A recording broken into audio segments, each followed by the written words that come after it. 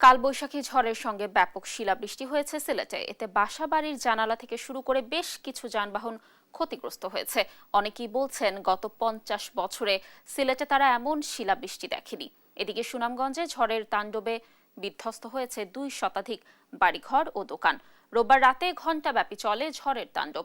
এতে ক্ষতিগ্রস্ত হয় 2 উপজেলার 20টি গ্রাম। আহত হন অন্তত 3 জন। মাহমুদ হাসানের ডেস্ক রিপোর্ট। তারাবির পর সিলেটের ওসমানী আন্তর্জাতিক বিমানবন্দর ও এর আশপাশের 5 কিলোমিটার এলাকায় আচমকা ভারী বৃষ্টির সাথে শুরু হয় দমকা হাওয়া। কালবৈশাখী ঝড়ের সঙ্গে পড়তে থাকে শিলাখণ্ড, যার এক একটির ওজন 200 থেকে 500 গ্রাম পর্যন্ত। এতে ভেঙে পড়ে সড়কে চলাচলকারী যানবাহন, বাসাবাড়ির জানালার কাচ।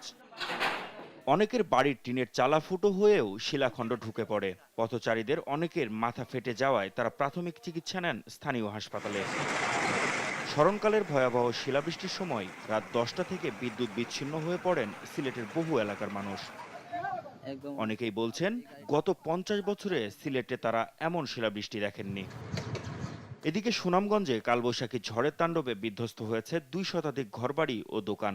রোববার রাত 11টার দিকে শুরু হয়ে ঘণ্টাব্যাপী চলে ঝড়ের তাণ্ডব। এতে ব্যাপক ক্ষয়ক্ষতি হয় সুনামগঞ্জ সদর ও শান্তিগঞ্জ উপজেলার 20টি গ্রাম।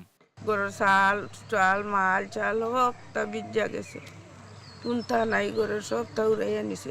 চালের টিন কেমনি নিচে গাছ পড়ে গেছে, গাছের শিকার মাঝে আমাইছে গলা। ঘর বাড়ি তো আস্থা নিছে কি তুফানে কেউ খাইতাম না, খাইতাম রান দিয়ে। যাদের টিনের ঘরবাড়িগুলো আছে সেই ঘরবাড়িগুলো টিনগুলো অনেকটা উড়ে গিয়েছে। গতকালকে আমাদের উপজেলা যে স্বাস্থ্য কমপ্লেক্স ছিল সেই স্বাস্থ্য কমপ্লেক্সে আমরা তাৎক্ষণিক চিকিৎসা সেবার অ্যারেঞ্জমেন্ট করেছি।